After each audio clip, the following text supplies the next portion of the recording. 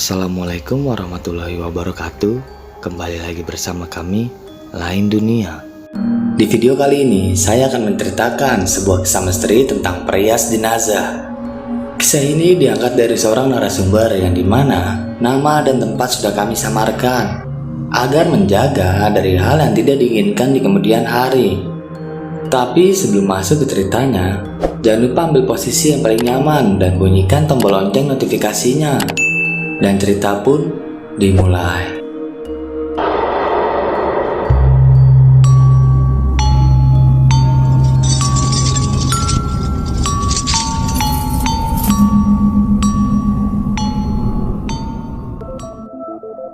Anggi meloncat dari tempat tidurnya ketika alarm yang ia setel meraung beberapa kali.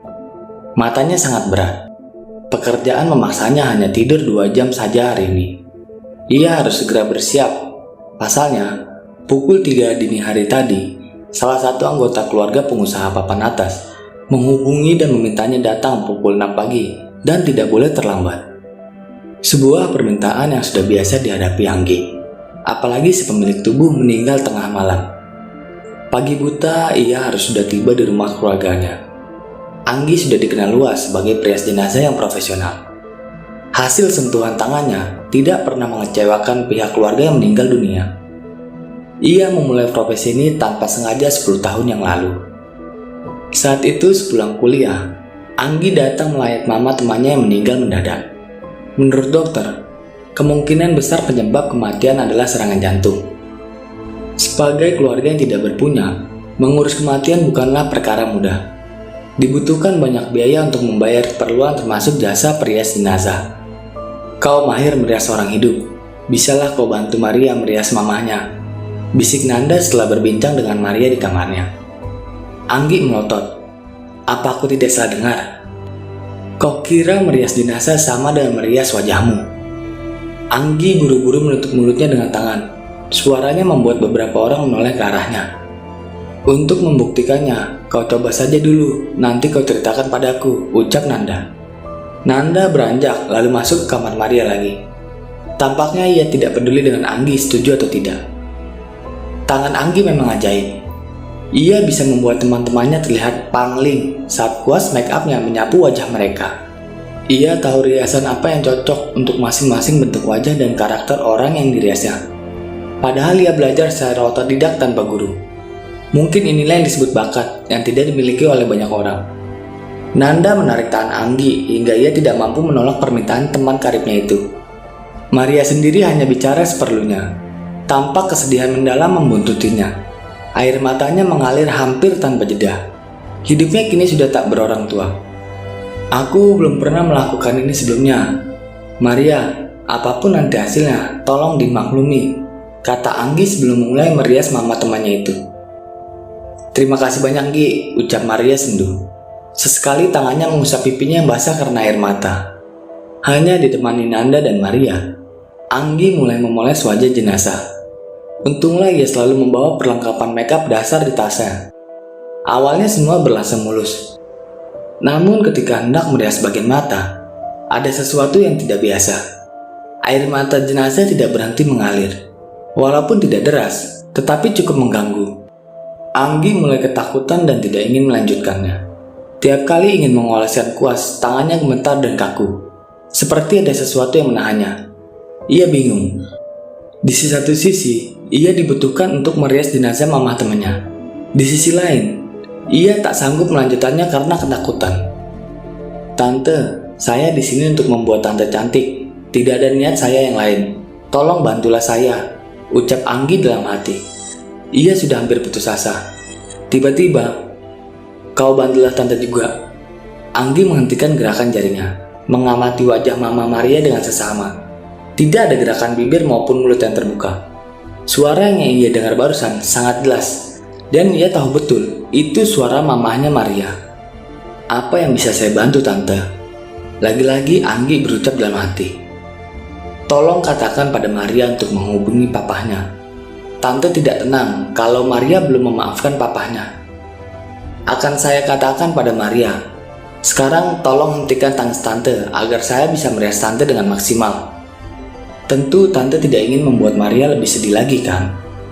Tante titip Maria, sering-seringlah kalian mengunjunginya. Keluarga Tante sudah lama tidak menganggap kami ada. Semoga Maria bisa membuka hati untuk papahnya, agar dia tidak sendiri di dunia ini. Anggi mengiyakan dan mengangguk pelan.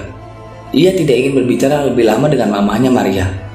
Bicara dengan orang mati rasanya bukan sesuatu yang benar, karena jangan-jangan ia hanya berhalusinasi. Terlepas apakah itu benar mamahnya Maria atau bukan, air mata yang keluar dari mata jenazah benar-benar berhenti. Anggi pun bisa melanjutkan pekerjaannya. Maria, maaf sebelumnya. Aku tahu mungkin bukan saat yang tepat untuk membicarakan tentang sesuatu yang hendak kutanyakan ini. Tapi aku harus mengatakannya, karena sudah berjanji dengan mamamu tadi. Gerakan bola mata Maria berhenti. Mamaku? Iya, tadi aku mendengar suara mamamu. Aku sudah berjanji untuk mengatakan ini. Kau boleh percaya, boleh juga tidak. Apa yang kau dengar, ucap Maria. Berbaikanlah dengan papahmu. Maria pun menjawab, sulit. Sulit bukan berarti tidak bisa. Mar, mamamu tidak bisa pergi dengan tenang bila kau belum berbaikan dengan papamu. Anggi membujuk dengan sungguh-sungguh. Ia meraih tangan gadis itu walau masih memalingkan wajahnya. Lelaki itu meninggalkan Mama. Mama banting tulang agar aku bisa sekolah. Di mana dia saat itu? Apa dia memikirkan kami? Maria menggigit bibirnya yang gemetar. Aku pernah melakukan yang sama dengan yang kau lakukan saat ini, dan aku menyesalinya. Ketika papamu berniat kembali, aku yakin dia sudah menyadari kesalahannya dan ingin memperbaiki semuanya. Tugas kita adalah memaafkan dan memberikan kesempatan. Kata ibuku, di dalam darahmu mengalir juga darah ayahmu. Saat muda kau bicara seperti itu. Kau tidak tahu seperti apa kehidupan kami. Serba kekurangan, dikucilkan keluarga dan dijauhi tetangga. Karena apa? Karena kami miskin. Maria mengibaskan tangannya hingga genggaman Anggi terlepas. Tapi aku yakin, kesulitan hidup yang kau lewati mampu menguatkan hatimu. Aku akan keluar sebentar agar kau lebih leluasa berpikir. Aku tidak memaksa. Semua aku kembalikan padamu. Anggi menoleh ke arah kiri ruangan, di mana ada Nanda duduk di situ. Sedari tadi, ia hanya memperhatikan tanpa ada gerakan untuk mendekat dan terlibat dalam pembicaraan itu. Isyarat yang diberikan Anggi cukup dimengerti oleh Nanda. Ia mengekor di belakang Anggi, meninggalkan Maria bersama jenazah mamahnya. Peti jenazah yang dipesan dengan dana urunan dari jemaat dan warga sekitar, serta teman-teman Maria akhirnya datang. Acara penghiburan pun akan segera dimulai. Menurut cerita Nanda, besok jenazah akan segera dimakamkan, karena tidak ada lagi keluarga yang ditunggu. Pelayat pun tidak banyak. Masih menurut cerita Nanda, Maria dan mamanya kurang bergaul di lingkungannya, mungkin karena keadaan finansial mereka. Setelah jenazah dimasukkan ke dalam peti, Anggi berpamitan pulang, sedangkan Nanda tetap tinggal, mengingat rumahnya hanya berjarak beberapa rumah dari tempat Maria. Anggi diantar oleh salah satu kerabat Nanda menggunakan mobil. Sesampainya di rumah, Anggi merasa seperti ada yang mengikuti. Sekelebat bayangan mondar-mandir seakan sengaja mengganggunya. Anggi memang memiliki kepekaan terhadap hal gaib, namun hanya sebatas suara atau mimpi. Ia belum pernah melihat bentuk roh, arwah, atau makhluk astral yang sering dibicarakan orang semacam kuntilanak dan lainnya. Tante mengikuti saya, tanya Anggi setelah ia menghabiskan makan malamnya. Setelah kematian ibunya, ia lebih suka melakukan semua aktivitas di ruangan kecil di samping kamarnya. Di rumah sederhana ini, Anggi tinggal bersama kakak perempuannya yang belum lama menikah. Bujuklah Maria sekali lagi, Anggi. Suara mamahnya Maria terdengar lirih dan putus asa. Sebenarnya ini tentang Maria atau tentang tante juga? Saya merasa ada hal yang belum selesai di antara tante dan papahnya Maria. Betul kan? Tanya Anggi tenang. Tante ingin sekali melihatnya sebelum benar-benar pergi. Tidak pernah seumur hidup Tante mencintai seseorang seperti Tante mencintai papanya Maria. Suaranya kali ini terdengar sendu dan penuh perasaan. Anggi menghela napas cepat. Baiklah Tante, sekarang saya telepon Maria. Anggi menelpon Maria. Ia tidak begitu yakin temannya itu mengaktifkan ponselnya, mengingat saat ini ia sedang dalam keadaan berduka. Perkiraan Anggi tidak meleset. Berulang kali dihubungi, nomornya tetap tidak aktif. Namun Anggi tidak habis akal. Ia menelpon Nanda dan memintanya untuk memberikan ponsel pada Maria. Akan ada banyak hati yang terluka bila aku buka jadi diri papaku An, kata Maria menanggapi permintaan Anggi. Aku tidak mau mamamu mengikutiku terus. Bisa gila aku Maria. Terdengar Maria menghela napas.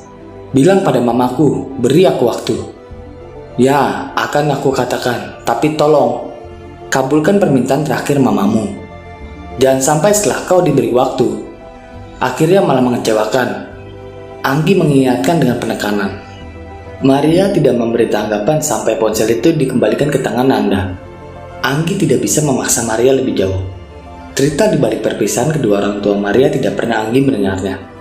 Saya sudah mengatakan apa yang Tante bilang pada Maria. Kita lihat saja besok. Sekarang saya mau tidur. Tolong jangan ganggu saya ya Tante. Anggi tidak menunggu jawaban dari mamanya Maria. Ia langsung saja keluar ruangan kemudian menutup pintunya sebelum masuk ke kamar tidur di sebelahnya. Ia ingin benar-benar beristirahat dengan tenang tanpa gangguan seperti yang selama ini terjadi. Keesokan harinya, Anggi kembali datang ke rumah Maria sebelum berangkat kuliah. Kebetulan jadwal mata kuliahnya agak siang. Di samping itu, ia juga ingin memastikan bahwa keinginan terakhir mamanya Maria terwujud. Bagaimana Maria? Apa papamu sudah datang? Tanya Anggi dengan volume suara kecil. Sudah, jawab Maria pendek. Tidak tampak kebahagiaan pada raut wajahnya. Sorot matanya masih sama seperti semalam. Maaf kalau aku jadi ingin tahu siapa sebenarnya papamu, hingga mampu membuat mamamu jatuh cinta sampai akhir hidupnya, ucap Anggi hati-hati. Dia duduk di sana. Maria sedikit mengangkat dagunya, menunjuk seseorang pria berbaju hitam duduk membelakangi mereka. Aku sudah meminta untuk datang sebagai tamu, bukan sebagai papaku. Yang duduk persis di samping itu, tanya Anggi memastikan. Ya, lagi-lagi Maria menjawab singkat tanpa ekspresi. Anggi mengamati sosok pria tersebut. Seperti tidak asing lagi. Untuk memastikannya, Anggi meminta izin pada Maria untuk memeriksa kembali riasan wajah mamanya. Rasa penasaran Anggi akhirnya terjawab. Ternyata benar, sosok yang tengah duduk di sebelah tepi itu adalah orang yang sudah tidak asing lagi. Om, sapa Anggi dengan seulas senyum. Pria itu membalasnya dengan senyuman dan anggukan. Anggi menghela napas panjang. Matanya kini tertuju pada wajah Mama Maria. Sosok perempuan yang menjadi istri simpanan, atau bisa juga selingkuhan seorang laki-laki yang dipanggil Papa oleh Nanda. Seandainya aku tahu, Anggi menyesali keputusannya membantu Mama Maria karena ia tahu sakitnya dikhianati. Perusak rumah tangga orang tidak punya hak untuk meminta bahagia. Ini cerita awal kenapa aku bisa menjadi perias jenazah. Dan masih banyak lagi cerita horor saat aku merias jenazah yang lainnya. Dan cerita pun selesai. Bagi teman-teman yang menonton video ini sampai habis, saya ucapkan terima kasih banyak. Dan nantikan video-video kami selanjutnya. Wassalam.